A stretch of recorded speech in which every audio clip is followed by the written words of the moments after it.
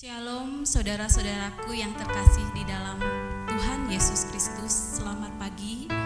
Kita akan memulai ibadah kita hari ini. Kita akan naikkan pujian Bless the Lord.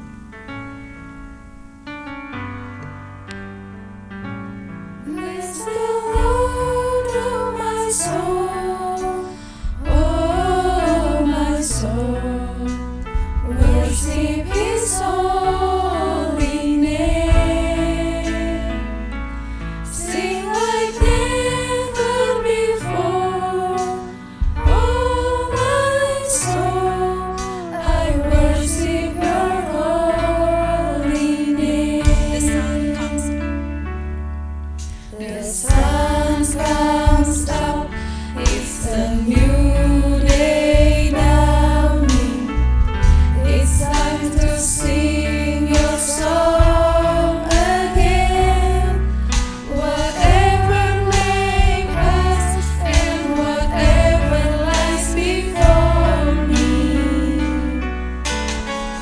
let me be singing when the evening comes. Bless the Lord, oh my soul, oh my soul, worship His holy name, sing like never before, oh my soul, I worship Your holy name. You're rich in You're rich in love and You're slow to anger. Your name is great and Your heart is kind. For all Your goodness I will keep on singing.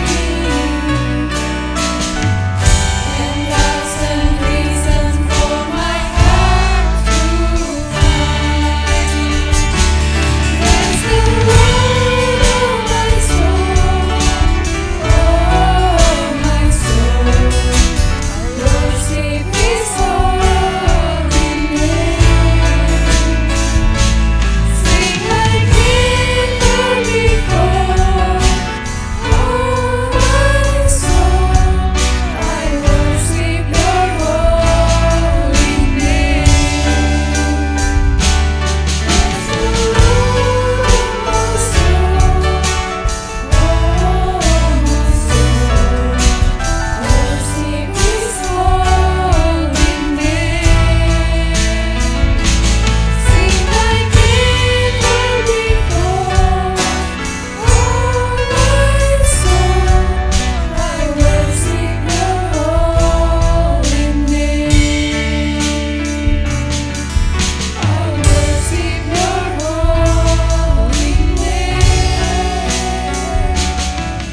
I worship Your holy name. Tuhan Yesus, Engkau sungguh baik. Kasih-Mu senantiasa selalu melingkupi kami semua. Tuhan, biarlah kami selalu bersyukur di setiap keadaan, Tuhan. Apalagi keadaan sekarang, Tuhan, yang masih belum normal karena pandemi ini, Tuhan. Sehingga kami masih belum bisa bertatap muka. Tetapi kami percaya, Bapa, bahwa semua ini adalah kehendak-Mu juga. Kami akan mulai, Tuhan, ibadah minggu ini. Kiranya Tuhan puji-pujian yang penyembahan yang kami naikkan dapat menyenangkan hati-Mu, Bapa. Kau pimpin Tuhan ibadah ini dari awal hingga akhirnya nanti ya Bapa. Terima kasih Tuhan Yesus. Haleluya. Amin. tak berkesudahan kasih setia Tuhan, tak habis-habisnya rahmat-Nya, selalu baru tiap pagi, besar kesetiaan-Mu. Tuhan adalah bagianku, oleh sebab itu aku berharap kepada-Nya, sehingga aku tak perlu khawatir tentang apapun juga. Namun dalam segala sesuatu, kunyatakan keinginanku kepada Allah dalam doa dan permohonan serta ucapan syukur. Tuhan adalah baik bagi orang yang berharap kepada-Nya, bagi jiwa yang mencari Dia. Kita naikkan pujian, burung pipit tidak menabur, tapi Tuhan beri makan.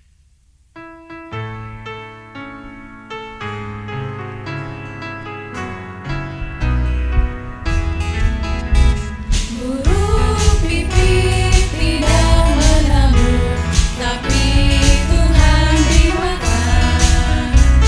Bunga batu tidak meminta, tapi Tuhan beri. Terlebih aku, anak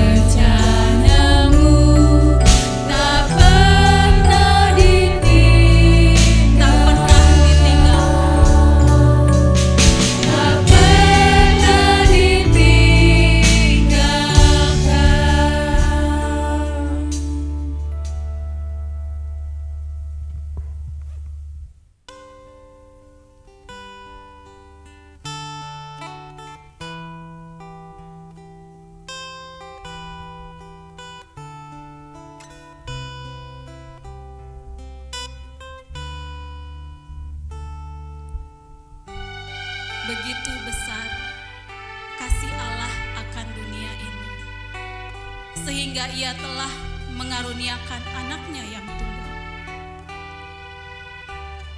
Anaknya sendiri pun tidak disayangkannya, melainkan diserahkannya demi kita semua, supaya kita memperoleh hidup yang kekal.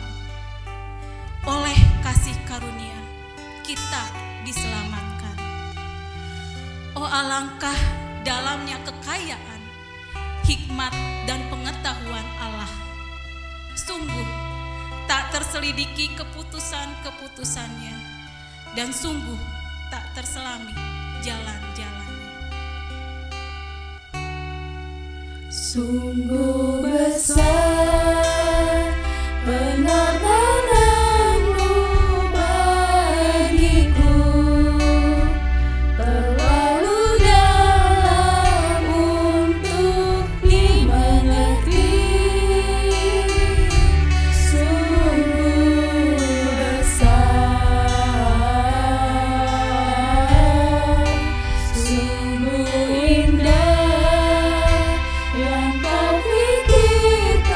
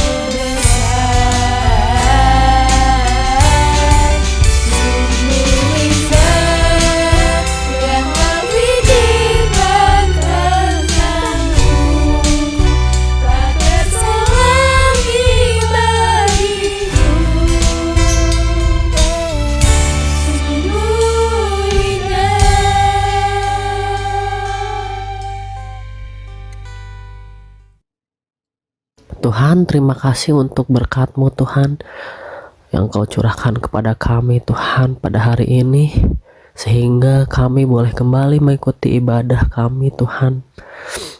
Walaupun masih secara virtual Tuhan, tapi kami bersyukur Tuhan, kami masih ada sebagaimana kami ada Tuhan. Dan sekiranya Tuhan ibadah virtual ini tidak menurunkan Tuhan semangat kami untuk beribadah Tuhan. Dan juga Tuhan, sebentar kami telah menaikkan puji-pujian kami Tuhan. Kiranya Tuhan, pujian yang kami naikkan Tuhan menyenangkan hati Engkau Tuhan. Biarlah Tuhan pujian yang kami naikkan ini Tuhan menjadi benar adanya Tuhan untuk hidup kami Tuhan.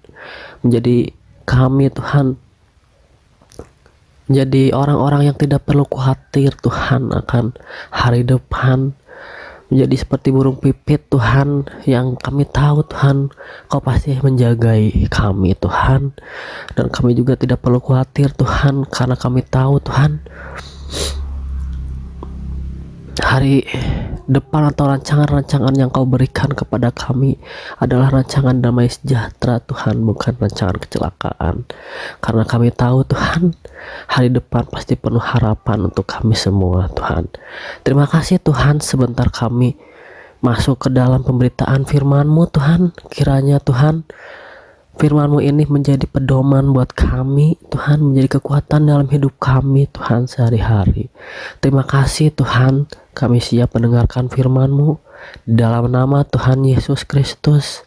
Haleluya, amin.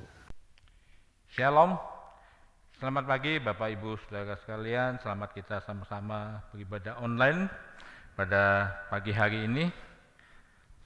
Tidak terasa sudah hampir setahun kita ibadah online, tetapi biarlah kita tetap semangat dalam kita beribadah kepada Tuhan. Walaupun keadaan mungkin menjadi buruk juga, tapi kita minta semangat dari Tuhan. Sebab firman Tuhan katakan, orang yang kehilangan semangat itu, semangat yang patah itu seperti tulang yang kering. Tapi kita percaya Yesus semangat kita. Dia tetap memberikan semangat kepada kita untuk kita tetap dapat menjadi saksi Kristus. Amin. Semangat Kristus. Firman Tuhan pada pagi hari ini mengambil kisah tentang Yesus menyucikan bait Allah. Kita akan melihat video singkatnya terlebih dahulu.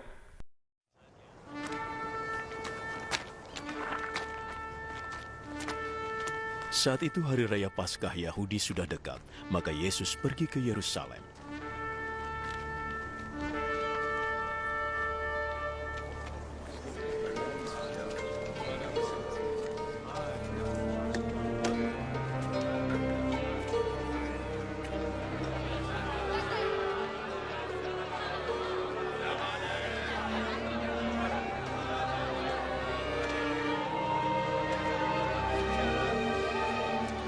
Di sana di rumah Tuhan, ia mendapati para penjual sapi, domba, dan burung merpati, juga para penukar uang yang duduk di situ.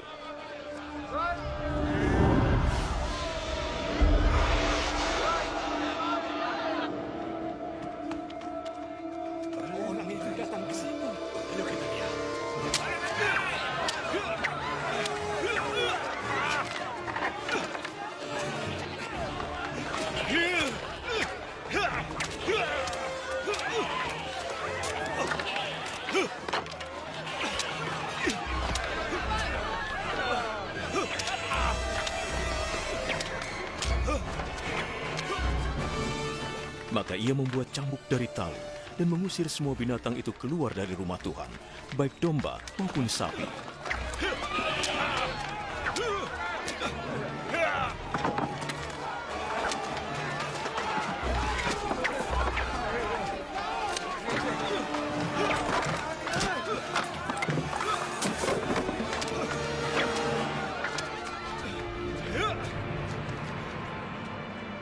Ia menjungkir balikan meja para penukar uang dan uang mereka berserakan.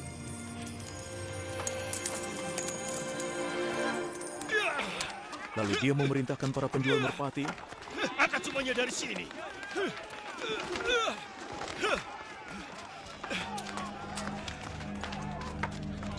Jangan jadikan rumah Bapakku untuk tempat berdagang. Murid-muridnya teringat akan ayat Alkitab ini. Cintaku untuk rumahmu, ya Allah, berkobar dalam diriku seperti api. Para penguasa Yahudi menantang Yesus dengan pertanyaan. Sehebat apa engkau ini sehingga kau berhak melakukan ini? Runtuhkan rumah Tuhan ini.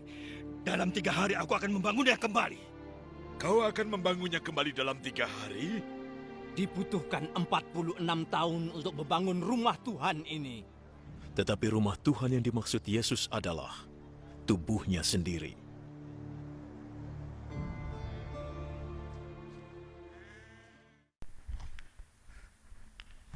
Ya, saudara, kiranya waktu saya melihat video ini, saya merasa halaman Bait Allah itu seperti pasar hewan, ya. Sungguh, jadi kalau Yesus sangat marah, wajarlah. Oke, saya tidak akan khotbah semua, beberapa ayat saja pada bagian Yesus menunjukkan Bait Allah. Kita akan melihat ayatnya yang pertama, Yohanes 2 ayat 13. Ketika hari raya Paskah orang Yahudi sudah dekat, Yesus berangkat ke Yerusalem. Hari raya Paskah adalah salah satu hari raya utama bagi bangsa Yahudi yang harus selalu diadakan di Yerusalem sebagai ibu kota dan pusat pemerintahan. Sebenarnya ada 3 hari raya utama. Dari 7, semua totalnya ada 7 hari raya keagamaan bangsa Yahudi. Tapi yang utama 3, salah satunya hari Paskah. Saya sengaja tidak menyebutkan, saya ingin memberikan PR, saudara-saudara yang senang dengan firman, temukan lagi. Saudara mungkin bisa lihat di kitab Imamat, hari raya utamanya apa aja, 3, dan keseluruhan ada 7. Ya, jadi ini PR. Jadi supaya saudara senang menggali, bagi yang suka menggali firman tentu ini kesukacita aja menggali firman gitu ya. Dan semoga semuanya memang sudah menjadi penyuka-penyuka kebenaran firman Tuhan, lebih daripada menyukai apapun yang ada di muka bumi ini.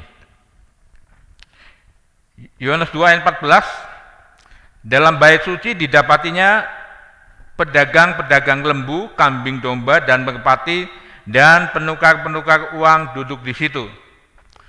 Dalam bait suci, tadi kita sudah lihat videonya, bait suci kan ada 3 ya, maksudnya di bagian halaman.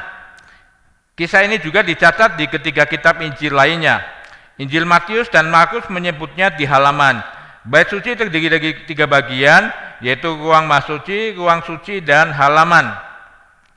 Binatang diperlukan untuk korban bakaran yang berasal dari binatang yang disembelih, dipotong-potong dagingnya, lalu dibakar dengan api di atas mezbah korban bakaran, dan darahnya yang dicurahkan, yang memang letaknya di halaman. Jadi sebenarnya di halaman ada dua mezbah, yaitu mezbah korban bakaran, posisinya di depan pintu masuk, dan kemudian kolam pembasuhan, posisinya di pintu masuk ke ruang suci. Tapi sayang di video ini kita tidak melihat itu ya, saya coba mencari tapi belum dapat gitu ya. Jadi sebenarnya posisinya ada di sini. Dan ini korban bakaran, binatang yang disembelih lalu dibakar, ini gambaran korban Yesus disalib, yang darahnya tercurah di bukit Golgota. Ya kita udah tahu semua itulah. Di dalam bait suci didapatnya pedagang-pedagang. Berarti mereka ada di situ untuk berdagang binatang untuk korban bakaran. Entahkah semata-mata untuk berdagang saja atau sambil mengikuti acara hari raya Paskah. Ya. Kemungkinan menurut saya mereka juga karena orang Yahudi itu taat beragama juga secara keagamaan mereka, kemungkinan juga pedagang ini ikut, tapi sambil menyelam minum air. Mungkin ini sesuatu yang salah, walaupun arti peribahasa sambil menyelam minum air itu bagus juga kadang-kadang. Tapi ini dalam pengertian yang salah. Mengapa mereka berdagang hewan?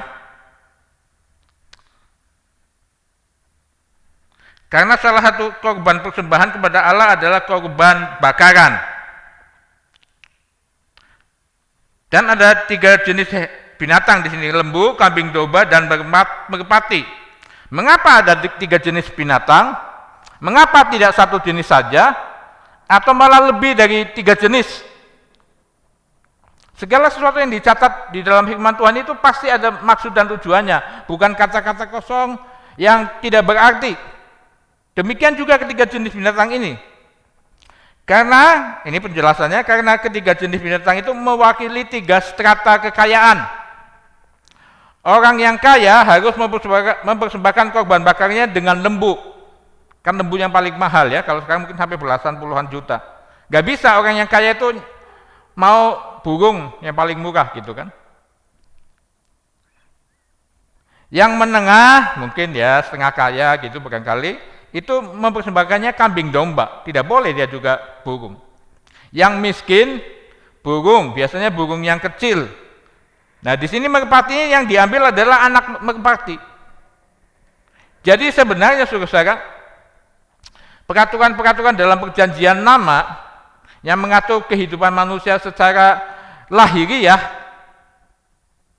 itu juga ada kebenaran firman Tuhannya. Di sini kan berarti keadilan, ya kan?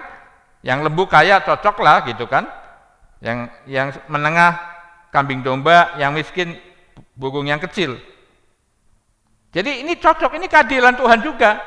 Jadi tidak dipaksakan semua, misalkan lembu atau kambing, yang miskin akan menjadi sangat kesulitan. Mungkin yang kaya malah jadi senang, wah lumayan lah bisa sekian belas juta. Tidak, jadi Tuhan itu aturannya adil. Dan banyak yang lain, aturan-aturan di perjanjian lama yang secara lahiriah itu menurut saya kalau kita terapkan dalam kehidupan kita di zaman modern ini ada, walaupun mungkin dalam bentuk aplikasi, tapi ada banyak sekali peraturan-peraturan itu kita bisa lihat lah, terutama di kitab Imamat ya, kita bisa lihat itu peraturan-peraturan ada begitu banyak.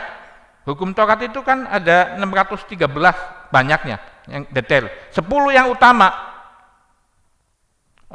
Oke, nanti kita akan lihat satu lagi juga peraturan seperti itu. Dan juga ada penukar-penukar uang. Pertanyaannya, mengapa ada penukar-penukar uang di situ? Money changer lah kalau zaman sekarang ya. Money changer dulu kan seperti itu ya, kan penukar uang. Pertanyaannya mengapa?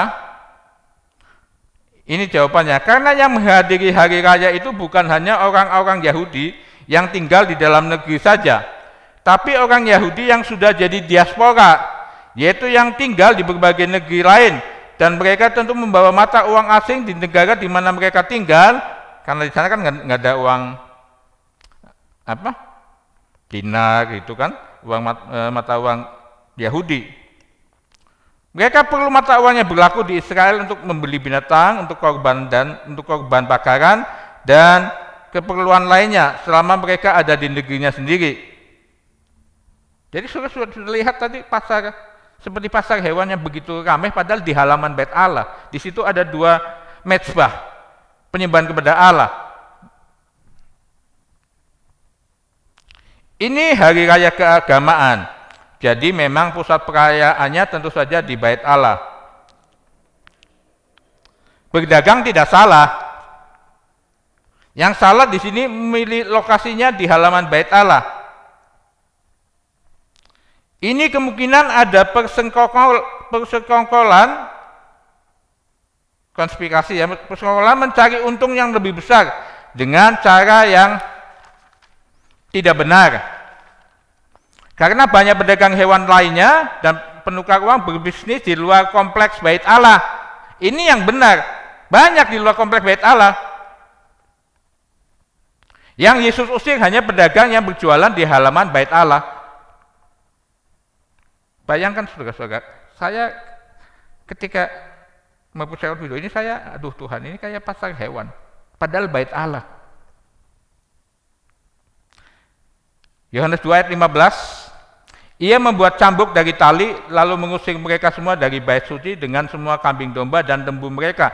Uang penukar dihamburkannya ke tanah, dan meja-meja mereka dibalikannya. Enggak usah Tuhan Yesus yang memang pemilik Bait Allah. Saya juga kalau ada di posisi Yesus, mungkin saya juga akan marah gitu kan. Jadi saudara, Jadi Yesus sangat marah sekali ya, sehingga semua dijungkir-balikan. Yesus sangat marah di sini. Tapi saya punya istilah marah Yesus di sini. Tapi ini marah yang kudus.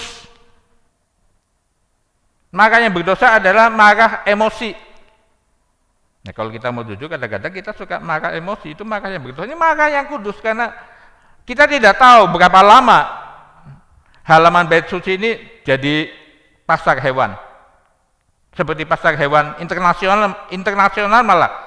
Banyak orang Yahudi dari seluruh negara lain, makanya ada meja penukar uang. Pasar hewan internasional.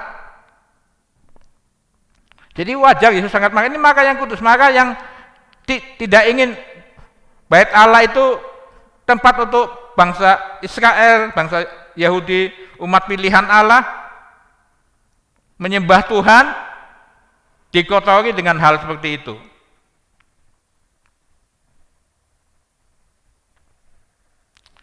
Kepada pedagang-pedagang merpati, ia berkata, ambil semuanya ini dari sini.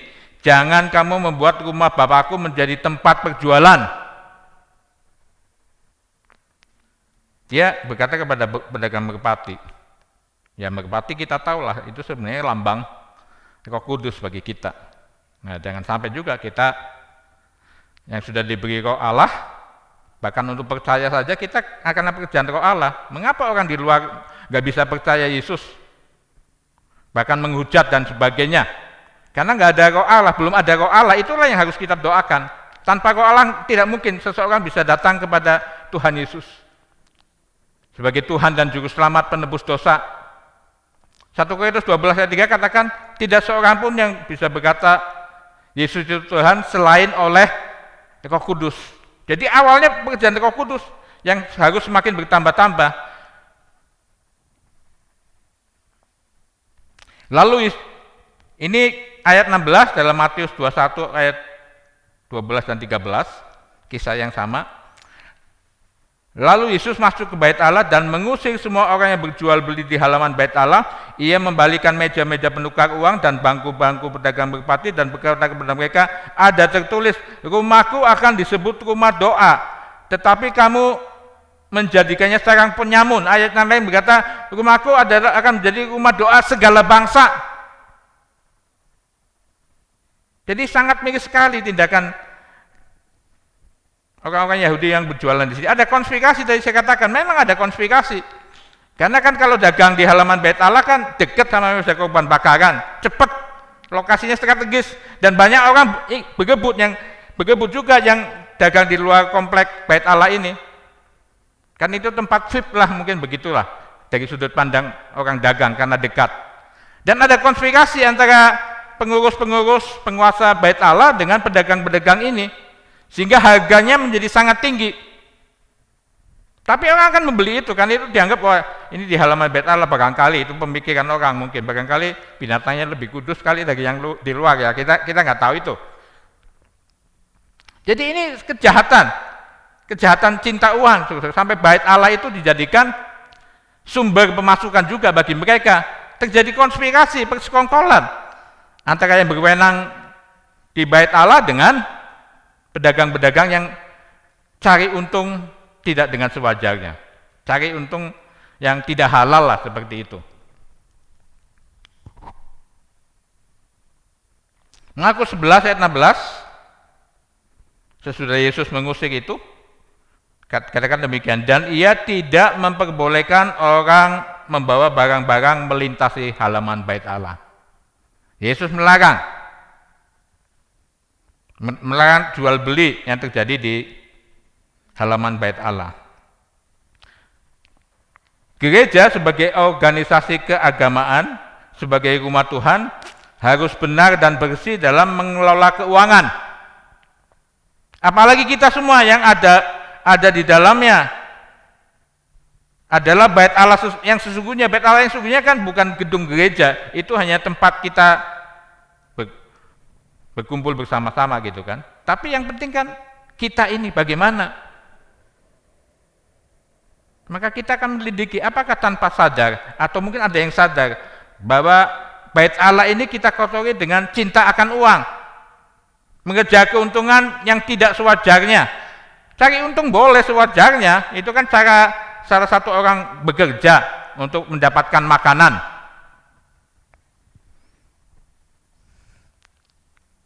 Satu Korintus 3, ini ayat yang kita sudah tahu semua, tapi saya akan bacakannya kembali. 1 Korintus 3 ayat 16 dan 17.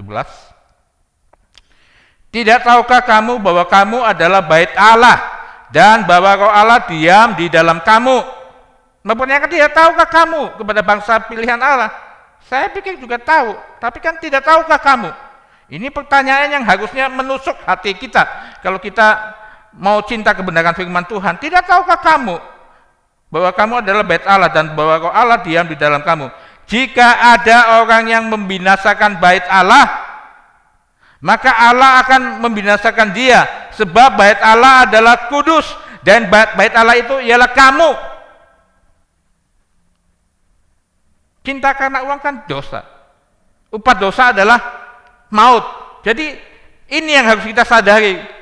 Kalau kita sudah terlalu sering semakin bertambah-tambah tidak menjaga kekudusan, dalam kontekstual ini hanya bicara dosa cinta uang ya, masih banyak dosa yang lain, tapi dalam kontekstual Yesus menyucikan bait Allah bicara soal cinta uang, cara mencari uang yang tidak halal. Di dalam firman Allah yang hidup, ayat 17 dikatakan, apabila seseorang mengotori dan merusak rumah Allah, ia akan dibinasakan oleh Allah, sebab rumah Allah itu suci dan bersih. Ini yang harus kita rindukan. Kita mohon kepada Tuhan setiap saat kita disucikan, dibersihkan, supaya Allah nyaman tinggal di dalam hidup kita, di dalam diri kita tiap-tiap hari. Kita semua harus merindukan itu. Dan saudaralah rumah itu. Dalam bahasa Indonesia sehari-hari, kalau ada orang yang merusak rumah Allah, Allah pun akan merusak orang itu. Sebab rumah Allah adalah khusus untuk Allah saja. Haleluya, puji Tuhan. Dan kalianlah rumah itu. Kita diciptakan untuk menjadi tempat kediaman di dalam Roh oleh Allah, baik secara pribadi, secara keluarga, secara komunitas, gereja lokal, sampai gereja semuanya, saudara. Ayat yang lain katakan, kalau saya tidak salah di 1 Korintus 6:19, kamu sudah ditebus oleh darah Kristus, sehingga kamu bukan menjadi milik kamu sendiri. Itu yang harus kita sadari. Hidup kita ini bukan milik kita sendiri, tapi berapa lama, bertahun-tahun, puluhan tahun, masih ada bagian diri yang kita ingin miliki dengan kesenangan dunia, kesenangan diri kita dan apapun bentuknya yang bukan dari Allah, tetapi dari dunia, keinginan mata, keangkuhan hidup, keinginan daging. Ini milik Allah, saudara. Jadi saudara, mari kita mau mengakui itu. Sadar nggak sadar kita seringkali menjadikan hidup ini menurut keinginan kita sendiri. Ini milik Allah. Jadi Allah yang berhak. Allah yang menjadikan kita menjadi serupa dengan gambarannya. Allah juga yang mengerjakan itu, bukan kita. Jadi hati-hati dengan milik Allah ini. Hidup kita sendiri, tubuh kita ini sendiri. Makanya kan Roma 12:1 kan katakan, ibadah yang sejati adalah mempersembahkan tubuh sebagai korban yang hidup, yang berkenan kepada Allah. Jadi kalau ada firman Tuhan yang keras, saya pribadi setuju. Dan saudara juga harus setuju. Kalau saudara memang cinta Allah, saudara berkata, yes, hidupku adalah milik Allah. Kita semua harus setuju. Kita semua harus mau dibersihkan. Dari, ini kita bicara soal uang saja, dari cinta uang. Jadi keuangan kita harus benar. Di hadapan Allah, di hadapan pemerintah, di hadapan manusia. Jadi kalau Allah merusak, makanya kalau kita lihat banyak, saya bukan menghakimi, tidak, tapi sebagai hamba Tuhan saya mengamatin kehidupan manusia dari sisi pengamatan. Dari awal sampai akhir, banyak orang yang meninggal karena sakit dulu bertahun-tahun, tidak menghakimi ya, tapi apa kan bertanya-tanya, kenapa begitu? Ada ayat firman Tuhan lain. Penghakiman dimulai dari rumah Allah. Kita juga ada di rumah Allah, jemaat ada di rumah Allah, pelayan Tuhan ada di rumah Allah, apalagi hamba Tuhan ada di rumah Allah. Ya tentu secara adilnya dari hamba Tuhan dulu, pelayan, jemaat juga nanti akhirnya, sebelum Tuhan menghakimi yang di luar, orang-orang yang tidak menjadi pengikut Yesus.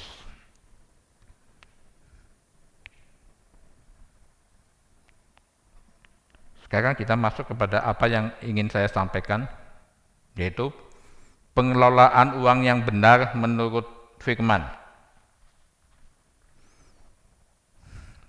Matius 22 ayat 19 sampai 21. Ini ada orang Farisi ahli Taurat yang menjebak Yesus dengan pertanyaan di ayat sebelumnya ya, dari sebelum ayat 19. Menjebak, tanya tentang harus bayar pajak atau enggak. Dan Yesus, ini jawaban Yesus. Tunjukkanlah kepadaku mata uang untuk pajak itu. Mereka membawa suatu dinar kepadanya, maka ia bertanya kepada mereka, gambar dan tulisan siapakah ini? Jawab mereka, gambar dan tulisan Kaisar. Jawaban Yesus luar biasa memang. Lalu kata Yesus kepada mereka, berikanlah kepada Kaisar apa yang wajib kamu berikan kepada Kaisar. Sampai situ dulu. Pajak itu, membayar pajak itu wajib hukumnya buat kita anak-anak Tuhan. Dan itu kan berlaku buat semua orang, tidak hanya kita. Kan ada firman Tuhan berkata, kita harus taat kepada pemerintah yang ada di atas kita. Karena tidak ada pemerintah di dunia yang berasal dari lain, tapi berasal dari Allah semuanya. Jadi ini saya tidak tahu bagaimana saudara dalam hidup saudara, apakah ya mudah-mudahan udah punya NPWP ya. Pajak, jangan lupakan itu. Ya, ketentuan terakhir kalau saya tidak salah, bagi orang yang punya tanggungan, mungkin keluarga, setahun penghasilan 58 juta mungkin ya, benar gitu ya. Yang tidak punya tanggungan, mesti bujangan 54 juta setahun. Ya kalau memang penghasilan kita dihitung lebih dari itu, harus bayar pajak, wajib hukumnya bayar pajak itu. Kalau nggak bayar pajak, kan kita nggak taat tidak hanya kepada pemerintah, tapi kepada Tuhan, karena Tuhan menentukan seperti itu. Makanya kan laporan tahunan penghasilan penduduk Indonesia kan harus disampaikan. Kami juga ya kasih laporan, walaupun penghasilan berkat kami dari Tuhan itu tidak masih di bawah dari ketentuan 58 juta. Kami juga kasih laporan tiap tahun. Ya berusaha benar kasih laporan seperti itu. Kan mungkin siapa tahu Tuhan berkati lebih meningkat, nanti kalau sudah mencapai itu ya harus bayar pajak juga. Itu kan pajak penghasilan. Ya, dari penghasilan tiap bulan selama setahun. Ya saya kira nggak perlu panjang lebar, ini nanti petugas wajib. Tapi saya percaya saudara yang cinta Tuhan pasti senang membayar pajak saudara. Dan ada lanjutan, dan kepada Allah apa yang wajib kamu berikan kepada Allah.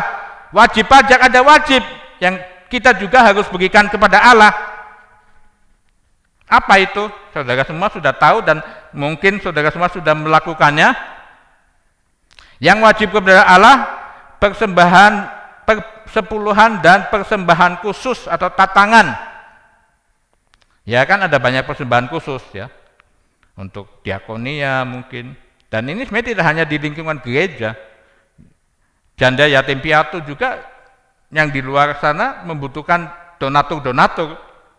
Saudara dan saya bisa juga. Persembahan persepuluhan dan persembahan khusus atau tatangan, dan masih dalam bentuk banyak yang lain yang khusus itu.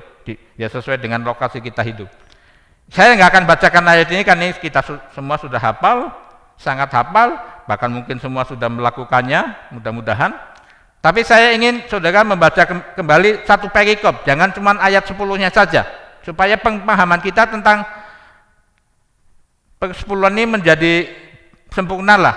Jadi saya sarankan bacalah Maleakhi 3 ayat 6 sampai 12, tolong dicatat itu, ya. Baca, jadi mengerti di situ. Kita melihat ayat berikutnya. Mengelola keuangan yang benar sebagai anak Tuhan. Ini tentang orang-orang yang bertanya kepada Yohanes Pembaptis. Karena Yohanes Pembaptis kan berkata, kampak telah tersedia pada ayat sebelumnya, kampak telah tersedia pada akar pohon. Pohon yang tidak menghasilkan buah yang baik akan ditebang dan dibuang ke dalam api. Dan kemudian orang banyak bertanya kepadanya. Saya bacakan mulai ayat 10. Orang banyak bertanya kepadanya, jika demikian, apakah yang harus kami perbuat? Jawabnya, barang siapa mempunyai 2 helai baju, hendaklah ia membagikannya dengan yang tidak punya. Dan barang siapa mempunyai makanan, hendaklah ia berbuat juga demikian. Ada datang juga pemungut-pemungut cukai untuk dibaptis, dan mereka bertanya kepadanya, Guru, apakah yang harus kami perbuat? Jawabnya, jangan menagih lebih banyak daripada yang telah ditentukan bagimu. Kalau kebetulan posisi saudara sebagai anak Tuhan ada di Dirjen Pajak, kadang ketentuan sekian, tidak semua, tapi hal itu sering terjadi. Misalkan pajaknya 1 juta jadi 2 juta. Yohanes mengajarkan itu. Kalau kebetulan ada di posisi seperti petugas pajak, jangan menagih katanya lebih banyak daripada yang telah ditentukan bagimu. Ya kalau dari pemerintah sekian, ya sekian sebagai anak Tuhan. Kalau lebih namanya kita cinta uang itu. Dan itu berdosa, mengotori hidup kita sebagai bait Allah yang bukan milik kita sendiri, itu akan mengotori. Ayat 14, dan prajurit-prajurit bertanya juga kepadanya, dan kami apakah yang harus kami perbuat? Jawab Yohanes kepada mereka, jangan merampas dan jangan memeras, dan cukupkanlah dirimu dengan gajimu. Kecenderungan aparat, apalagi tentara itu, karena mereka punya power, punya kekuasaan itu, kecenderungannya adalah suka merampas, suka memeras dengan berbagai trik-trik pemerasan. Mungkin soal untuk keamanan dan lain sebagainya. Jadi yang kedua, saudara yang karyawan, yang punya perusahaan, kan punya gaji ya. Saya punya saudara di Cilegon, itu punya perusahaan bagus dia pengelolaannya. Suaminya jadi manajer di pimpinan lah di perusahaan itu. Istrinya jadi bendahara lah, pemegang uang. Tetapi mereka juga sudah menentukan bahwa gaji mereka, suami sebagai manajer sebulan sekian, istrinya juga sekian. Ini pengelolaan manajemen yang menurut saya sangat bagus. Jadi jangan, wah ini mentang-mentang perusahaan saya, modal juga modal saya, udahlah saya pakai menurut bagaimana saya, kalau ini juga uang saya, perusahaan saya juga yang jadi manajer, bendahara dan sebagainya. Dia menetapkan, ya saya nggak berani mau tanya berapa, itu kan nggak sopan lah, ya kan. Cuman dia cerita sama saya. Jadi kalau udah akhir bulan mereka juga sering, aduh gajinya udah mau habis nih. Sering kadang-kadang pernah ngomong gitu. Ya cukupkanlah, jadi tentukan gaji. Ini bisa dicontoh kalau saudara-saudara yang punya perusahaan sebagai pimpinan, pemilik, jadi lebih profesional, jadi jelas manajemennya, gitu kan. Kita nggak sembarangan pakai uang perusahaan, lama-lama bisa bangkrut. Jadi itu akhirnya kan makin hari kan makin bertambah modalnya. Ya, cukupkanlah, tadi kan, cukupkanlah dirimu dengan gajimu. Karena kita anak Tuhan yang cinta kebenaran, maka mencukupkan diri dengan gajimu dengan catatan persepuluhan sudah dikembalikan karena milik Tuhan dan ada persembahan tatangan. Ya, untuk yatim piatu, orang miskin, atau diakoninya bisa di gereja, bisa di luar gereja. Kami belajar itu. Dulu waktu di Soreang kami menetapkan, saya sudah agak lupa lagi, entah 10% itu pokoknya kita sisihkan untuk orang yang 10% untuk persepuluhan, 10% itu persembahan tatangan, kami sisihkan untuk siapa aja orang yang membutuhkan gitu. Dan karena berbagai hal kami jadi nggak melakukan itu lagi, tapi sekarang kami sedang memulai itu lagi. Mulai bulan kemarin sudah sepakat dengan istri saya kami sudah menyisihkan sekian persen lah dari, ya dipakai nggak dipakai itu untuk urusan nanti lah, tapi pokoknya kami sisihkan itu. Nggak banyak sih, orang penghasilan kami juga setahun nggak ada 58 juta. Ya tapi pokoknya niat itulah, nilai itu nggak terlalu penting, niat untuk melakukan firman Tuhan itu yang penting. Jadi cukupkan, sebab ada orang-orang anak Tuhan juga, saya ketemu juga, peribahasa berkata lebih besar pasak daripada tiang. Ya, saudara tahu peribahasa itu kan? Penggunaan keuangan lebih besar daripada gajinya, sehingga akhirnya terjebak dengan kartu kredit, tambah menumpuk, nggak bisa bayar, utang sana, utang sini, untuk menutupi hal itu. Jadi saudara harus belajar itu, cukupkan dengan gajimu, dengan catatan sudah ada perpuluhan, jangan lupa, dan kemudian persembahan tatangan dalam berbagai bentuk, terserah apa yang Tuhan taruh di hati saudara. Karena banyak orang yang tidak mengembalikan miliar berkata 100% aja nggak cukup, bagaimana 90%? Mereka tidak tahu 100% nggak cukup. Yes, saya katakan, karena mengelola keuangan dengan caranya sendiri, menurut pikiran sendiri. 90% secara manusia nggak cukup, orang 100% nggak cukup katanya, keuangan ngap-ngapkan. Tapi saya ingin tegaskan bahwa 90% karena kita melakukan firman Tuhan, mengeluarkan firman Tuhan, bisa cukup lebih daripada kita 100% untuk kepentingan sendiri. Saya udah buktikan itu lebih dari 30 tahun. Malah mungkin kalau di sih 36 tahun. Saya tetap melakukan sampai hari ini, gak pernah kekurangan, gak pernah punya utang kepada siapapun. Di dompet gak pernah kosong 36 tahun, gak pernah kosong, selalu ada lah uangnya. Ya Tuhan punya cara yang ajaib. Bisa nabung tiap bulan walaupun mungkin cuma 100.000 atau 200.000 gitu ya. Tabungan tetap punya walaupun nggak banyak. Ini cukupkan dengan gajimu. Mengapa orang kadang-kadang pengeluaran lebih besar daripada penghasil? Dengan banyak kemudahan-kemudahan kredit di bank, saudara, pengen beli rumah kredit, apalagi sampai pinjam uang bank gitu kan. Ya kalau saya mengatakan kepada anak-anak juga, jangan kredit-kredit, pokoknya beli cash. Jadi nggak pusing. Kalau uangnya belum cukup, ya tahan dulu keinginan itu sampai kamu punya uang cukup, beli. Tahan dulu keinginan. Nah ini yang mendorong orang kadang-kadang pengeluaran lebih besar daripada penghasilan, yaitu kartu kredit, dan kemudian terlalu konsumtif. Pengen beli ini, pengen beli itu, padahal gaji nggak memadai. Akhirnya kan menghancurkan hidupnya sendiri. Dan yang paling parah kan, jadi tidak berkenan kepada Tuhan.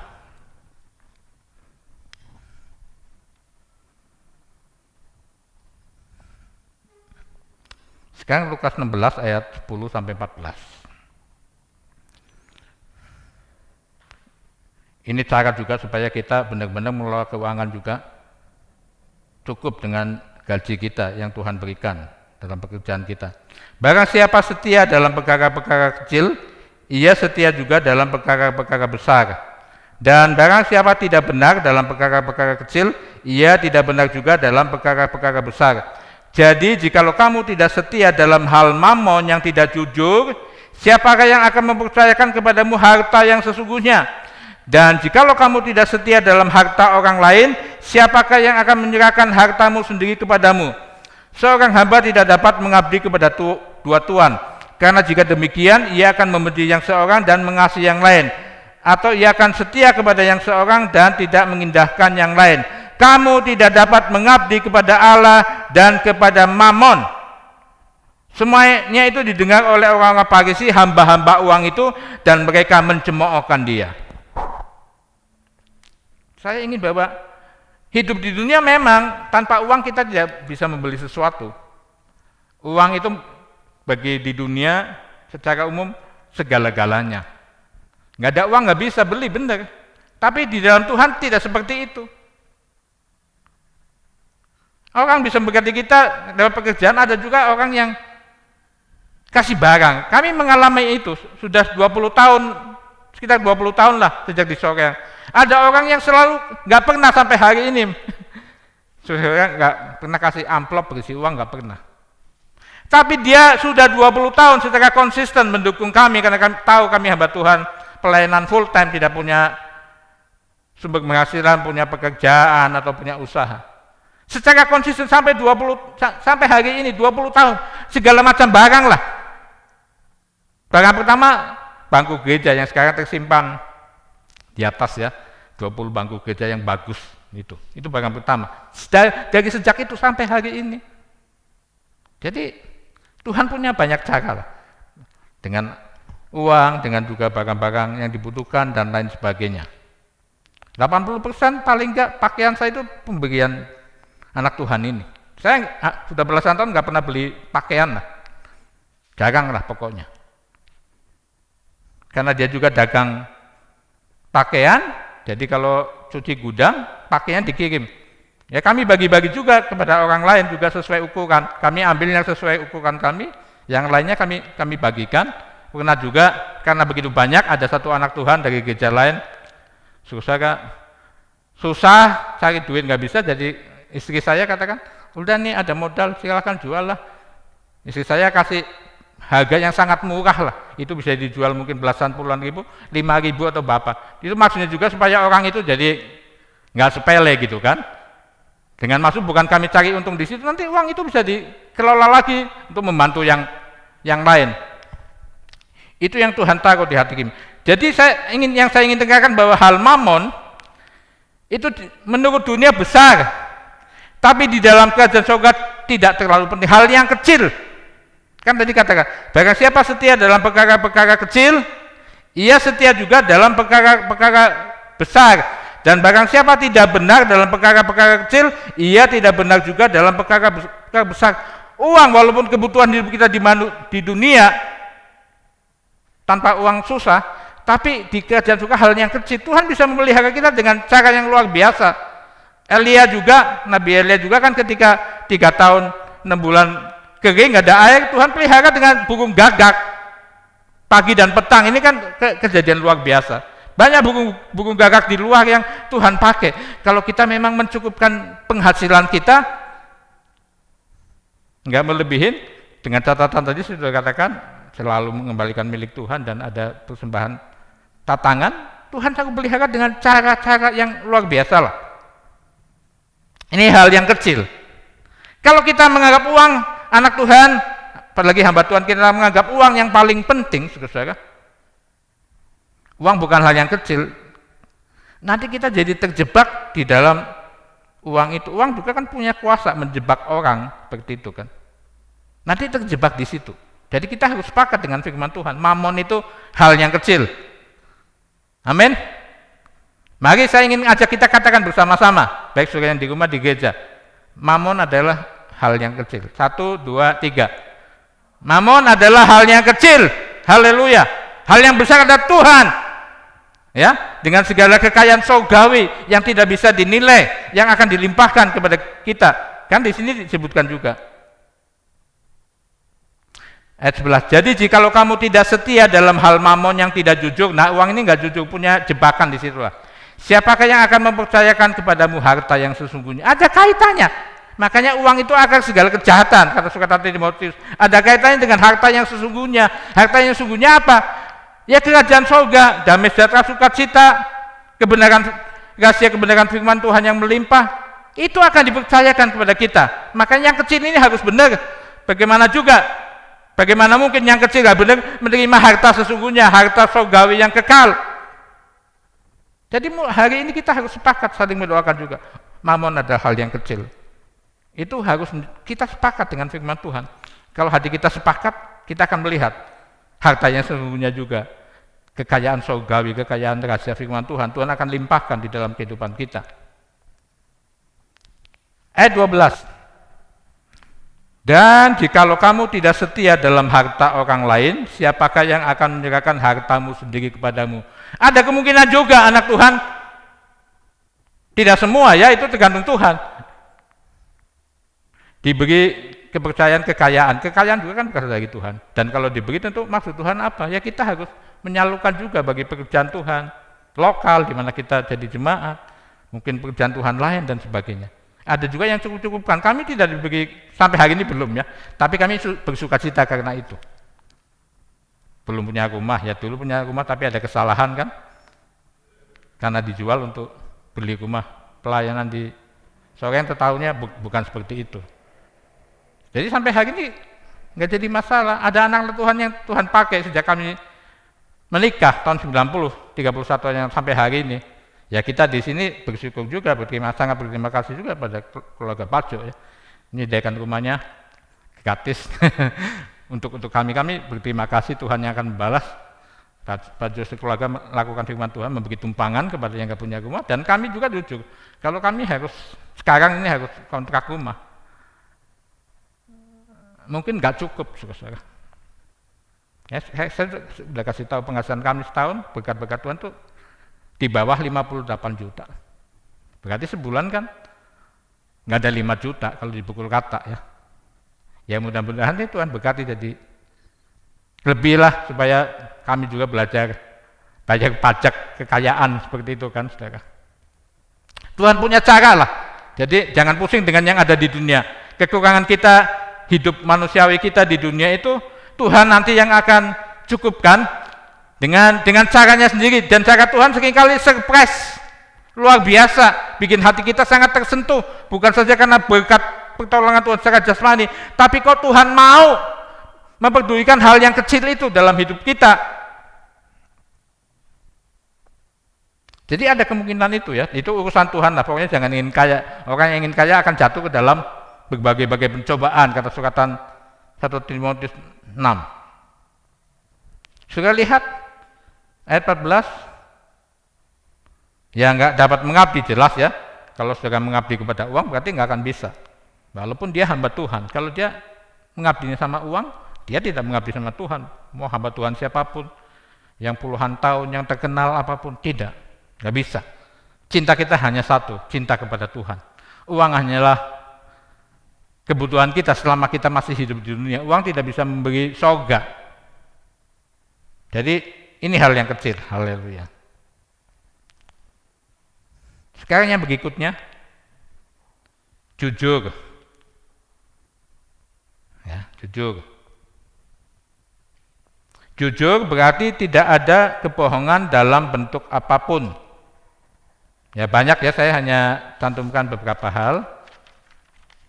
Realita, kenyataannya terjadi di kehidupan manusia, baik secara umum, secara dia anak Tuhan, saudara, dan sebagainya.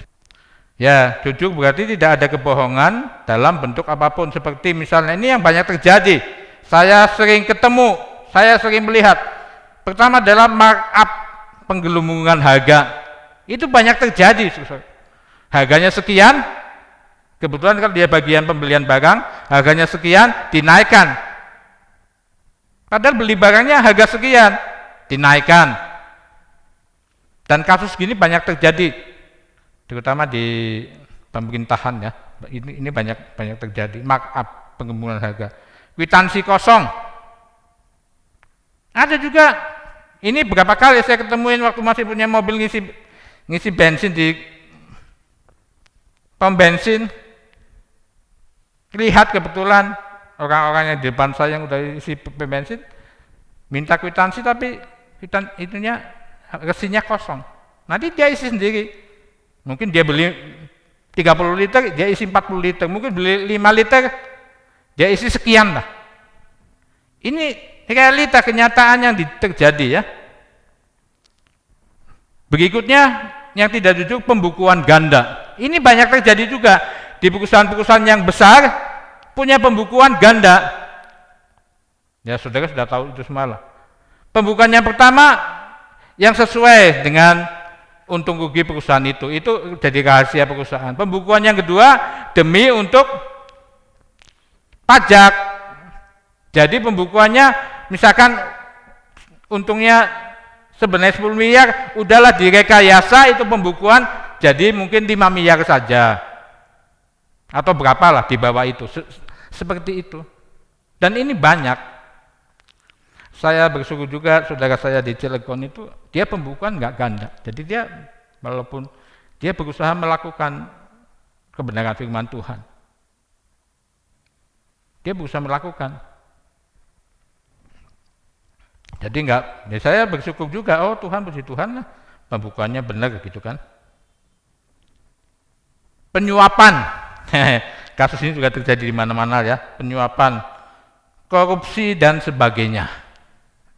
Dan masih banyak lain, saya tidak bisa mencantumkan semua ya, ini hanya beberapa contoh saja. Sekarang kita akan melihat Yosua 10 ayat 13, mungkin di sini ada ya.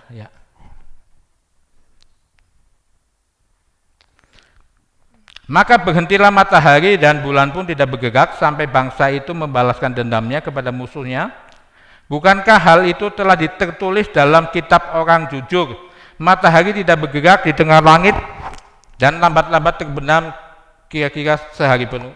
Saya tidak ingin mengupas tentang hal yang luar biasa Yosua. Matahari aja ciptaan Tuhan bisa dihentikan Yosua di dalam Tuhan gitu kan. Tapi bahwa ini semua tertulis dalam kitab orang jujur. Sebelum Yosua saya tidak tahu kata kitab jujur ini dituliskan. Tapi mungkin dari sini. Tapi kita lihat satu ayat lagi yang bicara tentang kitab orang jujur. Dalam 2 Samuel 1 ayat 18. Ini tentang Raja Yosia bukan Yosua yang sedang memperbaiki kerusakan-kerusakan di bait Allah, dan dia nuliskan begini. Dan ia memberi perintah untuk mengajarkan bukan Yosua. Ini adalah nyanyian Daud. Dan ia memberi perintah untuk mengajarkan nyanyian ini kepada Bani Yehuda, itu ada tertulis dalam kitab orang jujur. Jadi saya pikir-pikir ini saya tertarik. Saya juga nggak ingat baca ada kitab orang jujur. Ketika saya mempersiapkan khotbah ini pun memberkati. Oh Tuhan, berarti di Israel sana ada kitab orang jujur. Dan itu sudah berlangsung dari Yosua sampai Daud, berapa ratus tahun itu. Ya. Itu berapa ratus tahun.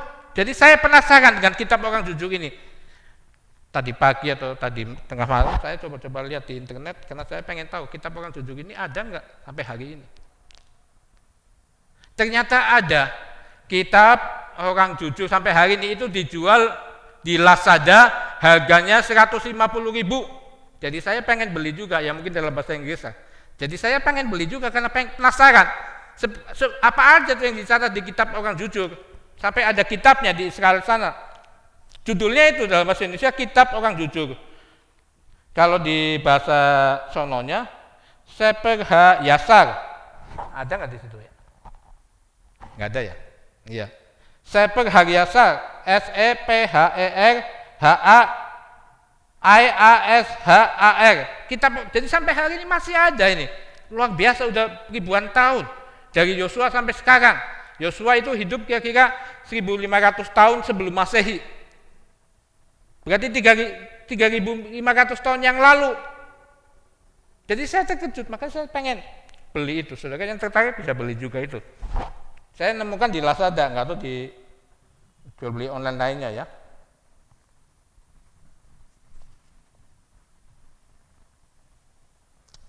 Banyak contoh tentang orang-orang jujur ya.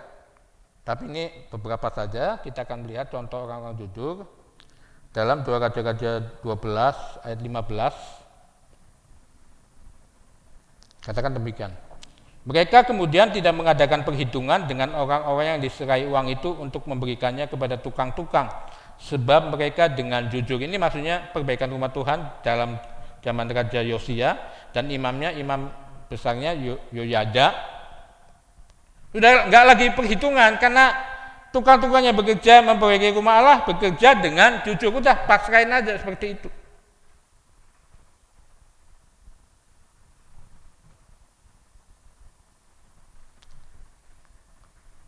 Mazmur 119 ayat 28. Ini perkataan Daud. Itulah sebabnya aku hidup jujur sesuai dengan segala titahmu. Segala jalan dusta aku benci. Pernyataan Daud yang luar biasa, orang yang sangat berkenan kepada Tuhan. Sehingga Yesus lahir lewat generasi keturunan daripada Daud. Yusuf ya dalam hal ini suami Maria. Itulah sebabnya aku hidup jujur sesuai dengan segala titahmu. Jadi kriteria jujur itu saudara dan saya harus mempelajari firman Tuhan yang ada kaitan dengan itu. Sesuai dengan firman, standarnya, ukurannya, normanya, kaidahnya. Dan segala jalan dusta aku benci.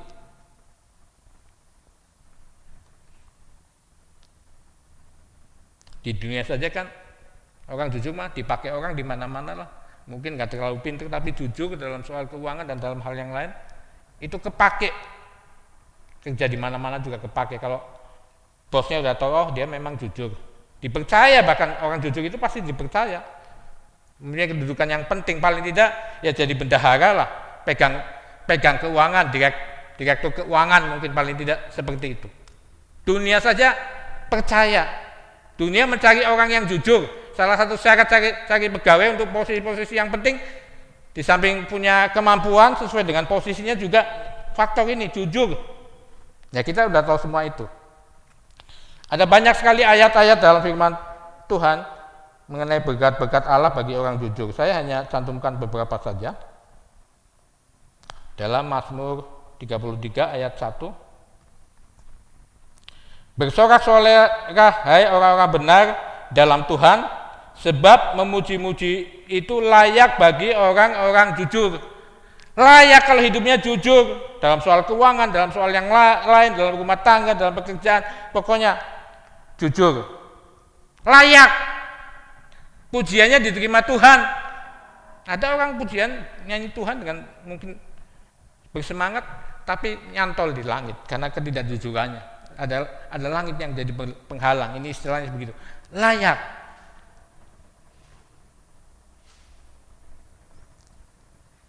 Mazmur 50 ayat 23. Siapa yang mempersembahkan syukur sebagai korban, ia memuliakan aku. Siapa yang jujur jalannya, keselamatan yang dari Allah akan kuperlihatkan kepadanya. Tuhan akan memberikan keselamatan dari Allah, jalan jujur. Orang jujur istilahnya mengatakan jalannya sehingga berkenan sama Tuhan. Amsal 3 ayat 32, begitu banyak ayat sekali tentang orang jujur dan berkat-berkat orang jujur ya. Kalau kehendak Tuhan saya ingin meneruskannya mungkin khotbah berikutnya, jadwal berikutnya, tapi nggak tahu bagaimana nanti Tuhan. Amsal 3 ayat 32, karena orang yang sesat jalannya, orang yang sesat adalah kekejian bagi Tuhan. Tetapi dengan orang jujur ia bergaul erat. Dengan orang jujur ia bergaul erat. Ya kalau kita sudah jatuh dalam dosa, ya kita akuin aja, jangan mempertahankan dengan banyak dalih. Ya Tuhan, memang aku sudah jatuh dalam dosa uang misalkan. Jujur saja. Jujur kan banyak bentuknya. Ya kan jujur, mengakui. Kan ada jaminan itu 1 ayat 9. Allah itu setia dan adil. Barang siapa mengakui dosanya, ya Tuhan akan mengampuni dan menyucikan hati nuraninya dari dosanya. Jadi ada dua, diampuni dan disucikan. Kalau hati kita nggak disucikan karena kita mengaku dengan jujur segala dosa kita, tidak kita sembunyikan. Ya, kalau orang berkata tentang dosa kita nggak bilang, oh enggak, oh gini. Ya memang kalau memang itu benar dosa ya kita akui aja, jangan gengsi. Kadang orang kan gengsi untuk mengakui jujur tentang dosanya misalkan, tentang kelemahannya. Bergaul erat, saudara dan saya mau bergaul erat dengan Tuhan. Ya kita semua juga saya percaya sudah punya kejujuran. Mari tingkatkan kejujuran kita. Apa yang kita belum bisa jujur, tingkatkan jujur sampai akhirnya luar biasa. Tidak ada yang lebih indah dalam hidup ini selain bergaul erat dengan Tuhan. Kalau kita bergaul erat dengan Tuhan, kesenangan dunia ataupun uang atau apa itu udah kita nggak pikir lagi. Bergaul erat dengan Tuhan itu luar biasa. Dengan yang punya surga itu luar biasa. Bisa tiap hari dalam hidup kita. Waktu kita bekerja, waktu kita pergi, kapan saja kita bergaul erat dengan Tuhan itu tidak bisa dibatasi oleh waktu dan kesibukan. Karena Allah itu roh adanya. Dan manusia itu kan harus menyembah Tuhan dalam roh dan kebenaran. Dalam roh. Ya kan? Kita nyupe, kita kerja, itu bisa terjadi. Komunikasi dengan Tuhan dalam roh dan kebenaran. Ya kebenarannya kita berdiri saat ini kan jujur.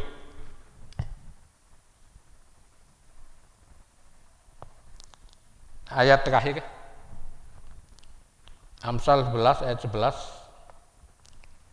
Berkat orang jujur memperkembangkan kota, tetapi mulut orang fasik meruntuhkannya. Ada janji firman Tuhan, berkat orang jujur memperkembangkan kota. Kalau itu sebuah pelayanan akan berkembang. Kalau itu sebuah usaha juga bisa berkembang, memperkembangkan kota, saudara. Usaha kita makin diberkati Tuhan. Pelayanan juga makin mengembang. Jadi ini sangat penting, kejujuran itu sangat penting. Jujur dalam segala hal ya, tapi kita bicara di sini kan konteksnya kan jujur dalam soal keuangan.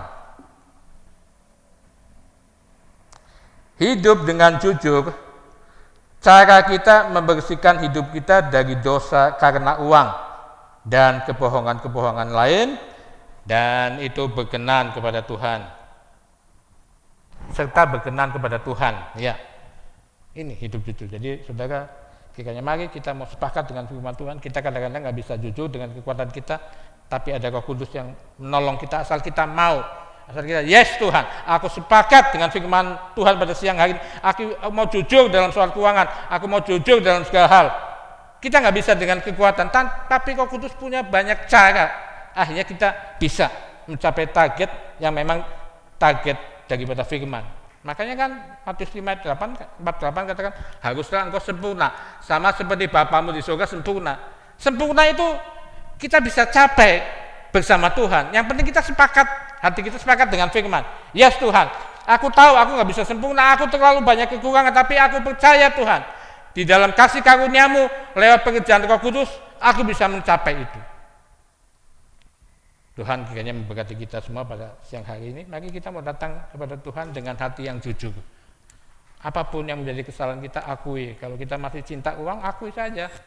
Nggak jadi masalah, ngaku di kaki Tuhan dan meminta Tuhan, aku ingin bersih, aku ingin benar di dalam menjalankan keuangan dalam hidupku, dalam rumah tanggaku dan sebagainya. Mari kita mau datang sama Tuhan.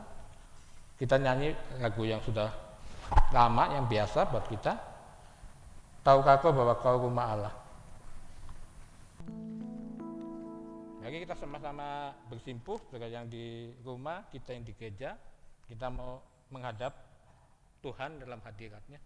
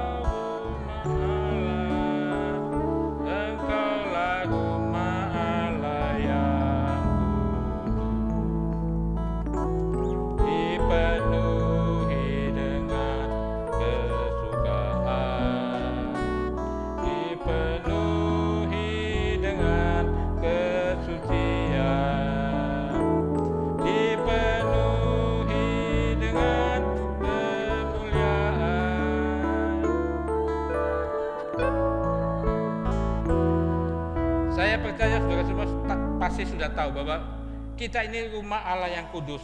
Kalau kita mengizinkan Tuhan menguduskan seluruh hidup kita dari berbagai dosa, pada saat ini dikuduskan dari cara keuangan kita yang masih belum benar, saudara, maka akan dipenuhi dengan kesukaan, kesucian, dan kemuliaan. Jadi hari ini mari saudara koreksi diri masing-masing.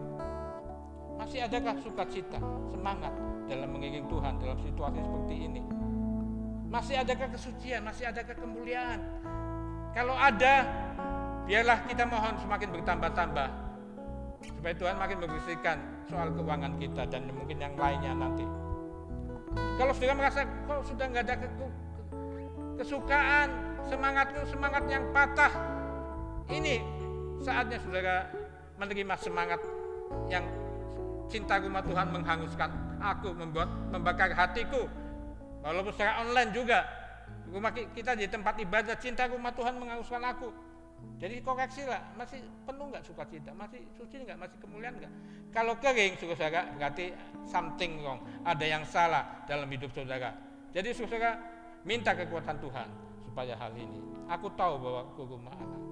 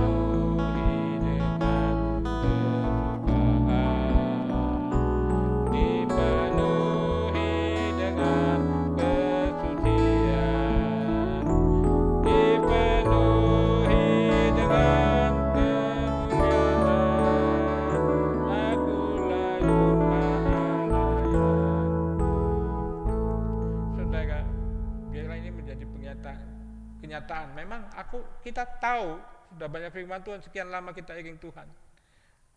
Aku ini harus jadi rumah Allah. Kalau kita tahu, kita mengerti bahwa diri kita menjadi rumah Allah yang kudus. Jadi izinkan Tuhan membersihkan kita dari segala ketidakjujuran kita. Membersihkan kita kalau masih ada sekian persen kita masih cinta akan uang. Supaya diri kita dipenuhi dengan kesukaan, kemuliaan, dan kesucian dari Tuhan. Tuhan Yesus, terima kasih buat kebenaran firman-Mu. Tolong Tuhan, selidiki hati setiap kami yang mendengar firman Tuhan ini, Tuhan.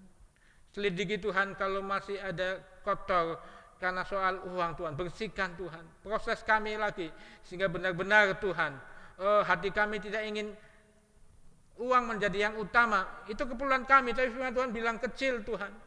Supaya benar-benar hidup kami tambah lama tambah berkenan kepada Tuhan, dapat menjadi saksi Tuhan sebagai orang-orang yang jujur dalam keuangan, jujur dalam hal-hal yang lain, Tuhan, sehingga nama Tuhan dipermuliakan dan di dalamnya kami juga diberkati oleh Tuhan. Tuhan, kami mau menyerahkan jemaat-Mu semua di sini, kami semua Tuhan yang tergabung sebagai jemaat GPD Cikikeleng, Tuhan, bersihkan kami dari cinta uang dalam bentuk apapun sampai benar-benar bersih 100%, supaya Engkau nyaman tinggal dan berkarya dalam hidup kami, menjadikan kami saksi-saksi-Mu di tengah-tengah dunia yang makin banyak kesusahan, di tengah-tengah dunia yang Tuhan, semakin banyak kegelapan dosa terjadi di mana-mana, Tuhan. Biar kami mau bangkit menjadi terang, Tuhan, sebab terang Tuhan terbit atas kami, kemuliaan Tuhan nyata atas hidup kami, sementara kegelapan menutupi bangsa-bangsa, Tuhan. Tolonglah kami semua, baik sebagai pribadi lepas pribadi, keluarga lepas keluarga, terutama sebagai kesatuan kami, tubuh Kristus di GPD Cikikeleng ini, Tuhan, biar ada kesatuan di dalam mencintai firman Tuhan, punya tingkat kerohanian yang sama, didewasakan semuanya kami, Tuhan, supaya tubuh Kristus di tempat ini, Tuhan, boleh mempermuliakan nama-Mu, Tuhan. Mari Tuhan, kami menyerahkan hidup kami, pribadi, keluarga, sebagai jemaat di dalam tempat ini seluruhnya ke dalam tangan Tuhan.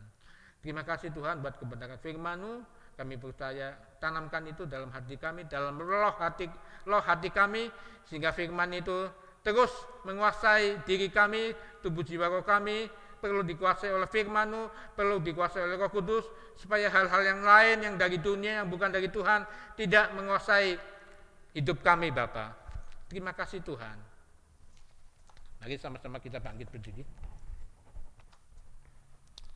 Dan sekarang saudara-saudaraku yang kekasih, terimalah berkat anugerah yang luar biasa dari Allah yang telah menjadi Bapa kita, cinta kasih dan pengajaran dari Yesus yang luar biasa, persekutuan, penghiburan, kekuatan, pimpinan dari Roh Kudus kiranya menyertai kita sekalian, menyatukan kita senantiasa sebagai tubuh Kristus di tempat ini, mulai saat ini, besok, sampai Maranatha Yesus datang kali yang kedua, bahkan sampai selama-lamanya. Dalam berkat nama Tuhan Yesus Kristus. Tuhan memberkati kita semua. Sampai berjumpa pada kesempatan yang berikutnya.